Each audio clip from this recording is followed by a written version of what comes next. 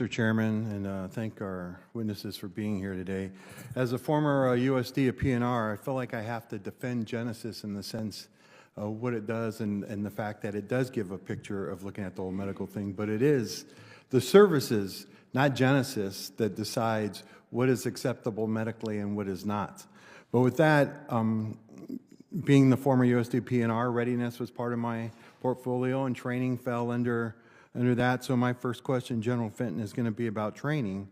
And there was a GAO report that came out that said most training accidents are a result of human error, and concerningly, SOCOM lacks the funding to fully implement the training oversight program.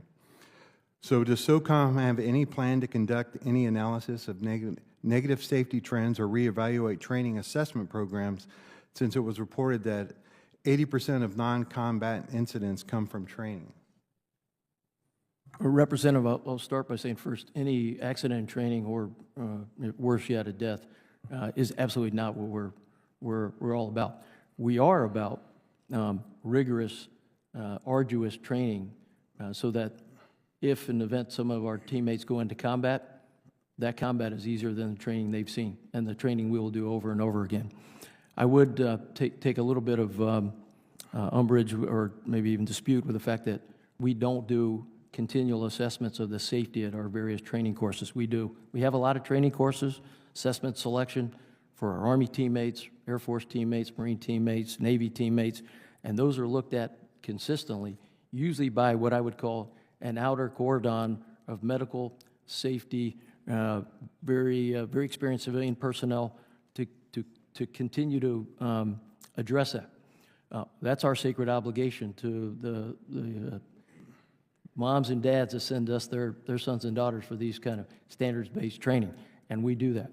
So I think we're always in that motion. We continually strive to have the very hardest training we can while protecting the teammates that are certainly the national treasure sent to us by this nation. Do you have the funding that you need in order to implement the training oversight programs and ensuring that the safety of the training is at max capacity there? Representative, first I'll start. No. I talk about it in terms of modernization, and I think as I laid out in the opening statement, and we'll continue to come back to, training and training exercises along with modernizing authorities, modernizing technology. And when I talk about people, certainly I start with humans more important than hardware, long-held Special Operations Command truth, and education for uncertainty is part of modernization, and that's our humans. We absolutely need more money to make sure we're doing that and keeping up, especially as we make our training exercises, not our assessment selection processes, more complex, more complicated, so that we emulate what we're actually seeing on the environment now. Integrated air and missile defense. It's no longer just about OPSEC and distance.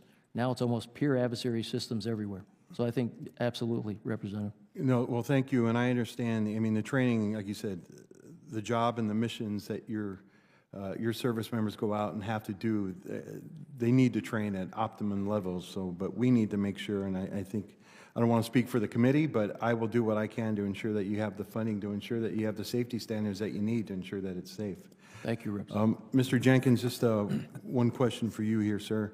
You know, Congress created like the Special Operation Forces there to kind of almost make it like another service, but yet it's not really another service because, you know, you're not you're not in the acting role as a service chief. You're really kind of, I think, at an assistant secretary level there, right?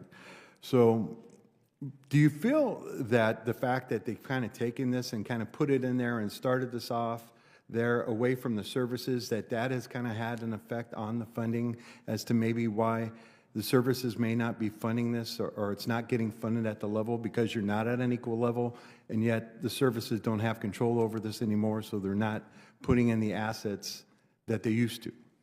Perhaps you've landed on some key points there, and we are grateful to Congress that SOLIC exists so that we do have those service-like capabilities. I do wear two hats where I am a service-like advisor to the SecDef, but I'm also a policy advisor. So it's a unique ASD ship, as you said. And so yes, we are constantly keeping our elbow sharp, making sure that we're at the correct tables with our service counterparts, and that as they ponder cuts, we can defend our own equities. and make sure that they understand a cut here in the Army affects Army SOF down here, or a cut in the Navy affects Naval Special Warfare as well. So we certainly are grateful for Congress, the reinforcement that we receive. All right, I yield back. I'm out of time. Thank you, sir. Mr. Luttrell.